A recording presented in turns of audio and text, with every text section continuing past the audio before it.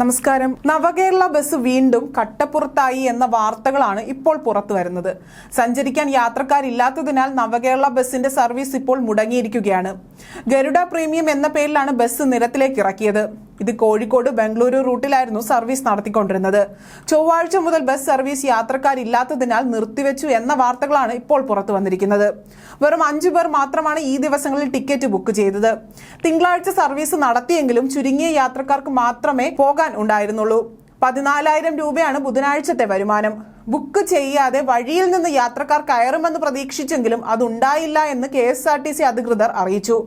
എന്നാൽ ഞായറാഴ്ച 55,000 രൂപയോളം വരുമാനമുണ്ടായിരുന്നു.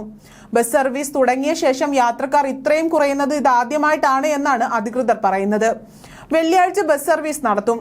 സർവീസ് മുടങ്ങിയ ദിവസങ്ങളിൽ ടിക്കറ്റ് ബുക്ക് ചെയ്ത യാത്രക്കാരെ മറ്റ് ബസ്സുകളിൽ ബംഗളൂരുവിലേക്ക് അയക്കുകയായിരുന്നു ചെയ്തത്.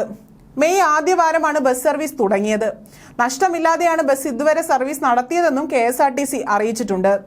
മെയ് 5 മുതലാണ് കോഴിക്കോട് ബംഗളൂരു റൂട്ടിൽ ബസ് സർവീസ് നടത്തിയിരുന്നത്. നവകേരള സദസ്സിന്റെ ഭാഗമായി മുഖ്യമന്ത്രി പിണറായി വിജയനും മന്ത്രിമാരും സഞ്ചരിച്ച ബസ്സായിരുന്നു ഈ ബസ്. ആധുനിക രീതിയിൽ AC ഫിറ്റ് ചെയ്ത് ബസ്സിൽ 26 പുഷ് ബാക്ക് സീറ്റുകളാണ് ഇതിനുള്ളത്.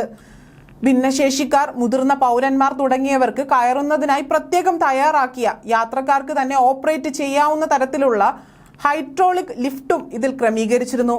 ശുചിമുറി, wash basin, TV, music system, mobile charging സംവിധാനങ്ങൾ അടക്കം ഈ ബസ്സിലുണ്ട്.